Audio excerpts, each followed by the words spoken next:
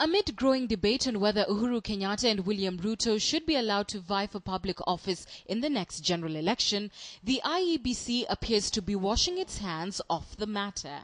IEBC Chair Ahmed Isaac Hassan says that the buck does not stop with him when it comes to who is eligible to contest in the general election. Under the Leadership and Integrity Bill, which is now going to Parliament for debate, the body that clears candidates is actually the Ethics and Anti-Corruption Commission.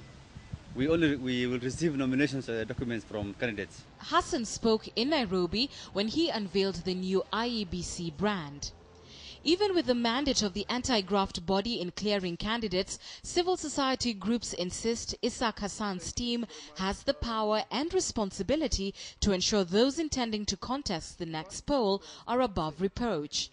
In a letter to the Commission, the International Center for Policy and Conflict says IEBC's constitutional mandate is to ensure the conduct of elections is fair and that those powers stretch to verifying the integrity of the election candidates.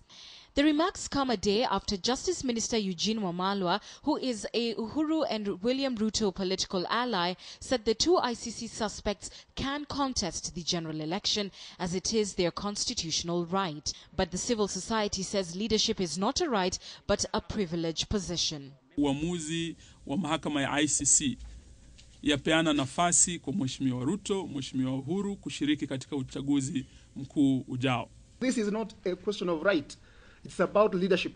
Leadership is not a matter of right to the individual, it is a matter of privilege extended by the sovereign authority of the people. Kenya does not live in isolation. If you have leaders who cannot transact business with the rest of the world, how do you live as a country? A landmark court case challenging the suitability of Uhuru and Ruto to vie for the elections is expected to be determined on the 31st of this month. The debate comes even as stakeholders debate the Leadership and Integrity Bill 2012, which, if passed, will provide key regulations to vet the suitability of those vying for public office.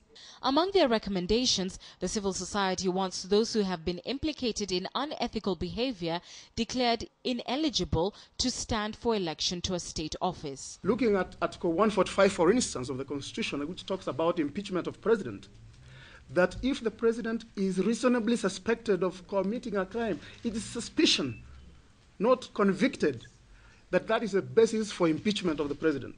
So here we have, in our situation, where we have gone beyond just suspicion, but we have charged these people, they have been indicted. The group also wants public officers' declaration of their incomes, assets and liabilities to be made available to the public for scrutiny. They want public officers being investigated to be required to resign and not step aside as stated in the bill. And Kiguta, KTN Prime.